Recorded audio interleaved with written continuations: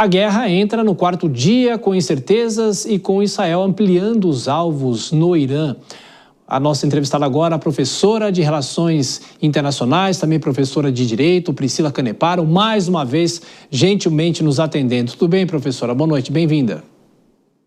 Tudo bem, Thiago? Boa noite a você, boa noite a todos que estão aqui nos assistindo. Muito obrigado. Bom, professora, nós nos falamos na semana passada, mas agora o confronto escalou nos últimos 4 dias. Nós temos ataques de Israel, revide do Irã, hoje o ataque a uma emissora estatal do Irã, e começa a discussão, a gente já falou disso aqui nessa edição, mas começa a discussão se Israel pode, pelo menos, provocar um atentado ou tentar eliminar o líder supremo do Irã. O que aconteceria se efetivamente isso fosse tomado a cabo? Porque o primeiro-ministro de Israel está dizendo que gostaria, ou pelo menos teria intenção de eliminá-lo. Agora, nos últimos dias também houve a informação de que o presidente dos Estados Unidos, Donald Trump, não concordaria com isso. O que poderia acontecer? Qual seria o futuro do Oriente Médio se isso efetivamente acontecesse, professora?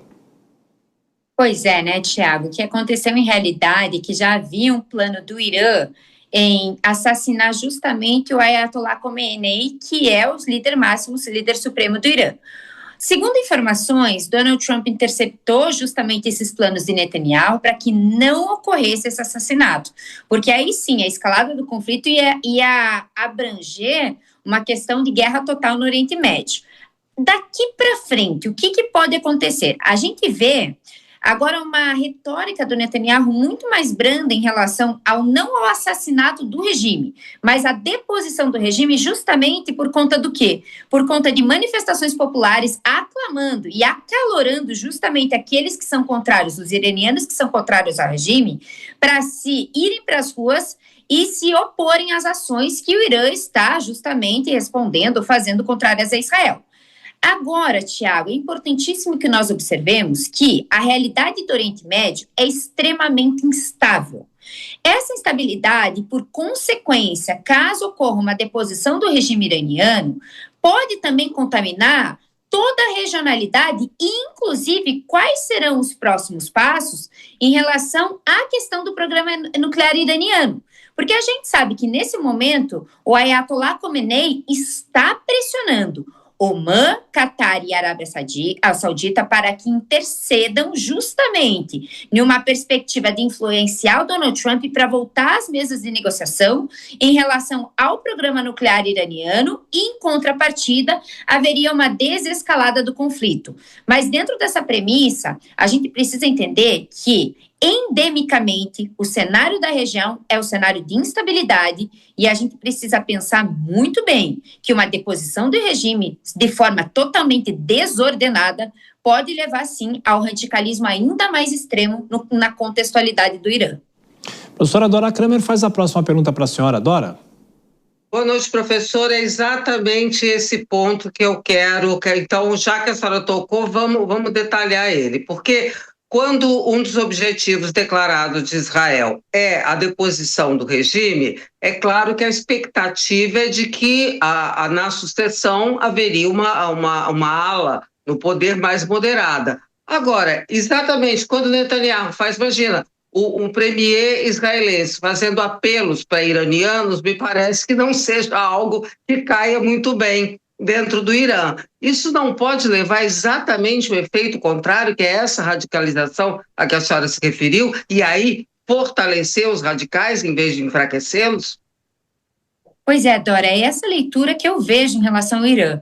A partir do momento que a gente vê um premier colocando em risco a estabilidade na leitura dos iranianos, a estabilidade da região e a estabilidade do seu país, faz com que emerja não um sentimento contrário ao governo, é justamente o feitiço virando contrário ao feiticeiro. O que está acontecendo? A população iraniana está se voltando muito mais para apoiar o regime iraniano do que o contrário. Então, basicamente, a retórica do Netanyahu em relação a demonstrar esse apoio à população civil iraniana não tem sido frutífera. Em contrapartida, a gente tem que fazer uma leitura acurada também em relação ao programa nuclear iraniano. O que significa isso? Existe um programa nuclear, a gente não tem certeza que o Irã tem tecnologia o suficiente para o enriquecimento do urânio a 90% e também para o desenvolvimento de ogivas nucleares e de bombas atômicas, porque é importantíssimo deixar claro para quem está nos assistindo que enriquecimento de urânio não significa que há tecnologia para desenvolvimento de ogivas nucleares e bombas atômicas. Mas, em contrapartida, se ocorrer uma deposição do regime, será que essa externalidade de confronto em relação a Israel não vai radicalizar ainda mais a população e colocar no poder quem, de fato, quer desenvolver essa tecnologia? Eu tenho minhas dúvidas. E é importantíssimo a gente também deixar aqui, trazer luz a essa informação, porque o Ayatollah Khomeini, ele tem um vínculo moral, uma obrigação moral para com o seu povo no não desenvolvimento de bombas nucleares até o presente momento. Então, a gente não fala que é uma obrigação internacional, ainda que exista o Tratado de Não Proliferação, mas existe uma soft law, uma lei maleável, uma lei flexível, quase com um acordo moral entre o regime iraniano e a população civil iraniana para o não desenvolvimento de ogivas e bombas nucleares até esse momento. O que me preocupa é que, com essa deposição do regime, a gente pode sim vir a radicalizar cada vez mais uma institucionalidade no Irã e aí sim termos o desenvolvimento de bombas e ogivas nucleares. Pergunta de Nelson Kobayashi para a professora Priscila Caneparo. Nelson. Professora Priscila, boa noite, é um prazer falar contigo. A gente viu uma convocação pela União Europeia de uma reunião para amanhã, terça-feira, que vai envolver 27 representantes aí dos Ministérios de Relações Exteriores, de diplomatas. Há alguma possibilidade desta reunião, da União Europeia, liderar algum tipo de mediação deste conflito? Bom, Kobayashi, aí a gente precisa ler quem está encabeçando justamente essa negociação, ou estava até então encabeçando essa negociação. Quem estava encabeçando essa negociação era justamente o Trump.